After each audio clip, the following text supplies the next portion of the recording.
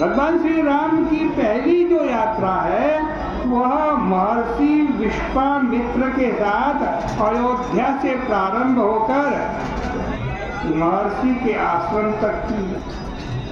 उसके पश्चात दूसरी यात्रा विश्वामित्र के आश्रम से जनकपुरी तक की है, पर यात्रा यहीं समाप्त नहीं हो रही। उसके पश्चात भगवान श्री राघवेंद्र दुल्हा भी बने। भगवान राम ने रामायण में 2 बार विशेष सवारी की। एक तो जब दूल्हा बने तो घोड़े के पीठ पर बैठे, और जब दूसरी बार हनुमान जी बने, हनुमान जी मिले तो भगवान राम हनुमान जी की पीठ पर बैठे।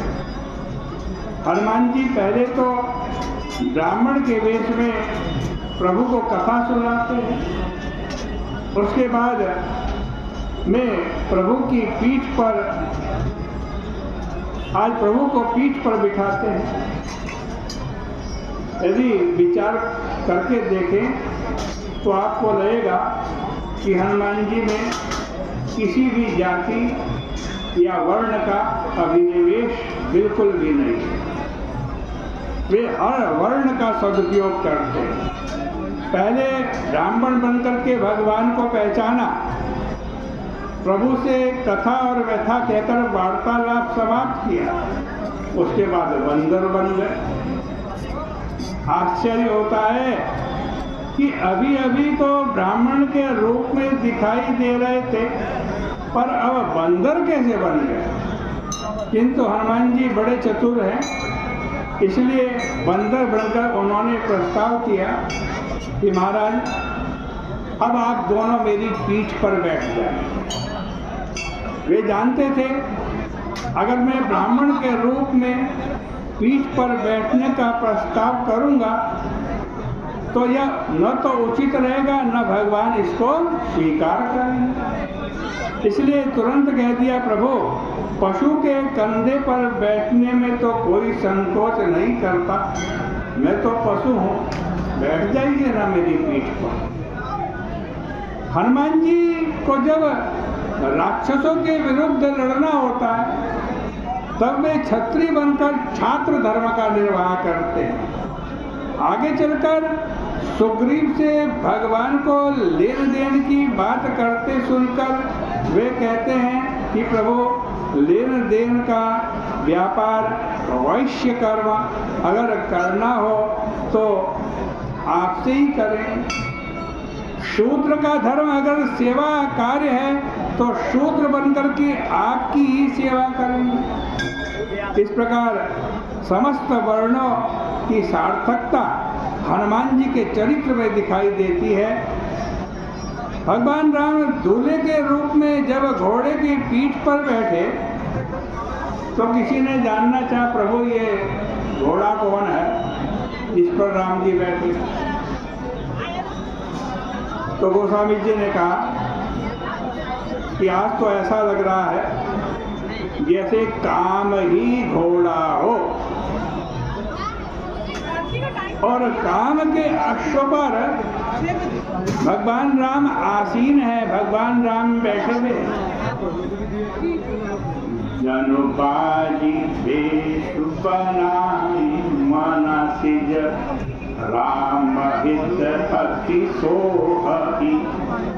और जब हनुमान जी की पीठ पर बैठे तो किसी ने जानना चाहा, महाराज जब घोड़े की पीठ पर बैठे थे तब तो आपने कह दिया घोड़ा काम का रूप है, अब हनुमान जी की पीठ पर बैठे तो हनुमान जी कौन है भाई?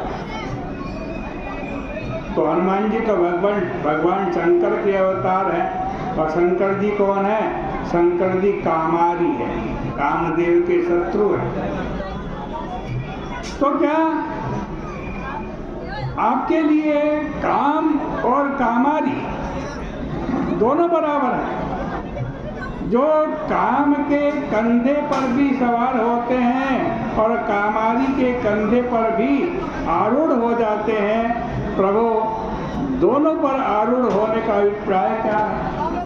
भगवान ने कहा नहीं भाई, ये यद्यपि दोनों की पीठ पर मैं सवार था, पर एक अंतर था, क्योंकि जब मैं काम की पीठ पर बैठा तो लगाम पकड़ रखी थी,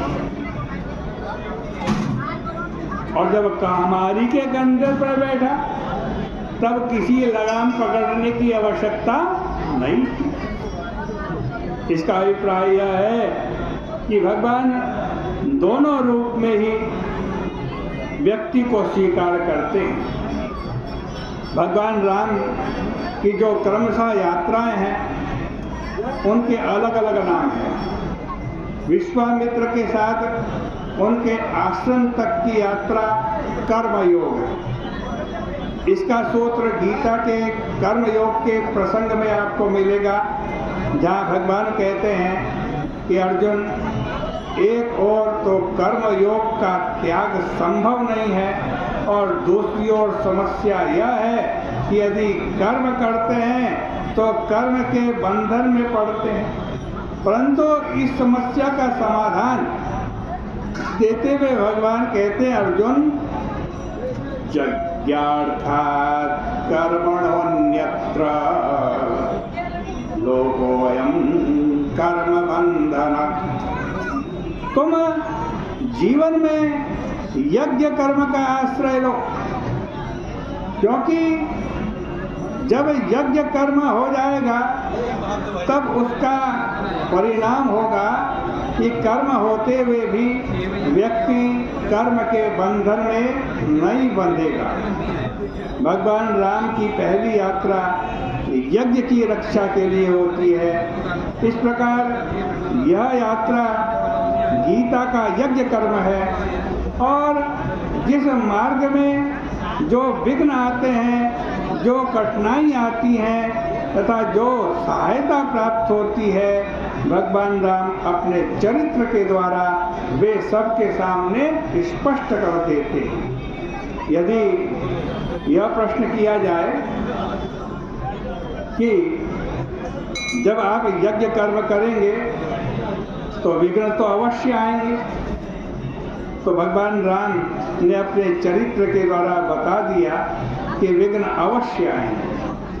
भगवान राम साक्षात ईश्वर होते हुए भी जीवन भर किसी न किसी के मार्गदर्शन में चलते रहे। यही महाभारत का सूत्र है भाई, क्योंकि युधिष्ठिर से जब पूछा गया, यक्ष ने प्रश्न किया कि महाराज मार्ग कौन सा है, हम मार्ग का निर्णय कैसे करें, किस मार्ग पर चलें? तो युधिष्ठिर ने यही उत्तर दिया कि महाराज हम तो महापुरुषों के पीछे पीछे चलें। वहाँ श्लोक आता है, श्रुतिर्विभिन्ना स्मृतियश्च भिन्ना नेको मुनिर्यस्य वचः प्रमाणम् धर्मस्य तत्तो निहितं गुहायां महाजनो येन गतश्च पंथा। श्रुतियां अलग अलग रास्ता बताती हैं, कोई कुछ बताती है, कोई कुछ बताती है।